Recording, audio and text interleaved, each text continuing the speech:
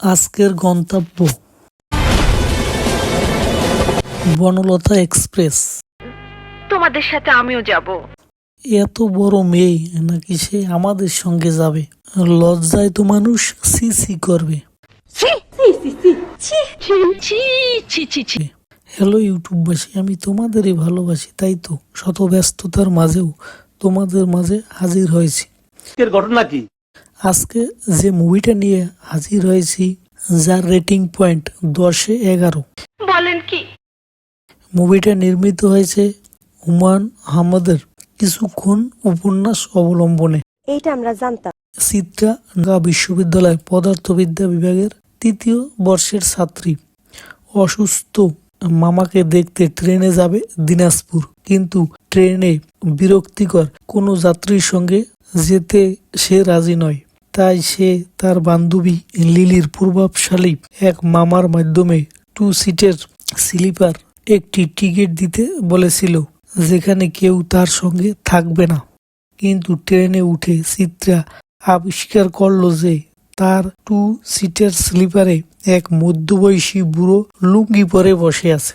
সে কিছুতেই সেই বুড়ার সঙ্গে এক কামরায় যেতে রাজি ছিল না।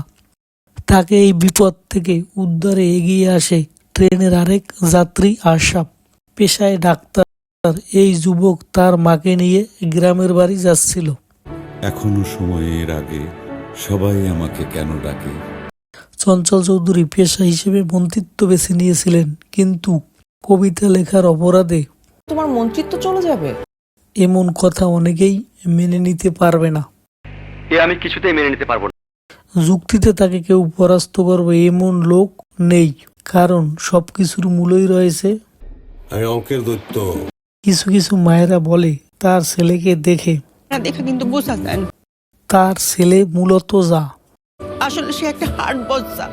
ছেলে যখন অন্য কোথাও যেতে চাইলো, তখন মা জিজ্ঞেস করলো কই যাস? আর উত্তরে ছেলে বলে উঠলো, আজকে সারা রাত মুখে ড্যাং ড্যাং করে নাচবো। আর এই কথা যদি কোনো বাবার সামনে বলতো, তাহলে বাবা সুটিয়ে লাল করে দেবো, নোংরামি বার করে দেবো। আয়ুব বাচ্চু যখন সোলো গিটার বাজায়, তখন গানের জন্য কেউ অপেক্ষা করে। দুজন সমবয়সী ছেলে মেয়ে একসাথে দেখলেই অনেকে বলে ওঠে, তোমরা দুইজন কি হানিমুনে যাচ্ছ না? এই বান্দাকে দেখে আমি হাসবো না কাঁদবো বুঝতেই পারছি না। আমেরিকার পতাকা দিয়ে প্যান বানিয়েছে। বিষয়টা আপনি কিভাবে দেখছেন? মানে কি বলবো, যাই হোক। ট্রেনটা থামলেই যে যার ইচ্ছে মতো নেমে পড়তে পারে, কিন্তু যতক্ষণ ট্রেন চলবে ততক্ষণ ট্রেনের টিটি হলো আসল। আমরাই সরকার। এই কথা শোনার পর আমার বন্ধু তাতে আমার বাল ছেঁড়া গেল। ট্রেনের ভিতরে এক গর্ভবতী নারীকে দেখানো হয়েছে, হয়তো তার প্রসব বেদনা উঠছে, তাকে যত দ্রুত সম্ভব ডেলিভারি করাতে হবে। অনেকে আবার বলে উঠবে, কোনো পুরুষ মহিলা নাই, ডাক্তার মানে ডাক্তার, ফুল স্টপ। চলুন বাচ্চার বাপ কি বলে শোনা যাক। গ্রামের দাই মারে দিলে তখনই 3-3টা বাচ্চা ডেলিভারি করে দিত। আর আপনারা যারা বাচ্চা দ্রুত ডেলিভারি চান, তাদের উচিত বউকে কয়েকটা দিন আগে প্রেগনেন্ট বানাইতেন। ডাক্তারের জবাবটা কিন্তু সেই ছিল, প্রশংসা পাওয়ার দাবিদার। তোমার কাজে আমি খুব খুশি হয়েছি।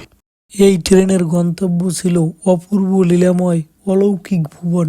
নিঃসন্দেহে তুই ঠিক কথা বলেছিস। অনেক সময় চাকরির পরীক্ষায় ভাইবা ভালোভাবে কাজ না হলে প্র্যাকটিক্যাল দেখাতে হবে। আমার বন্ধুর যখন কোনো গালি মনে আসে না, এক কাজ কর, তুই গুখা।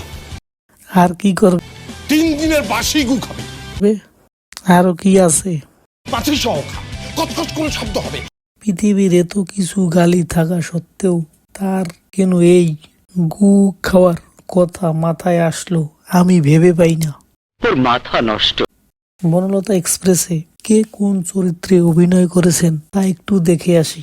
চিত্রা চরিত্রে সাবিলা নূর, শরীফুল রাজ, ডাক্তার আশরাফ, সাজেদা আশরাফের মা, আপিয়া চরিত্রে জাকিয়া বাড়ি মোমো, আজিজ চরিত্রে শ্যামল মাওলা, সে লোক ভালো না, বদ লোক, বড় চাচার চরিত্রে ইন্তেখাব দিনার, সুরমা চরিত্রে আজমেরি হক বাদনাবু, আবুল খায়ের খান উরুফে একে চরিত্রে চঞ্চল চৌধুরী, রশিদ উদ্দিন চরিত্রে মোশারেফ করিম।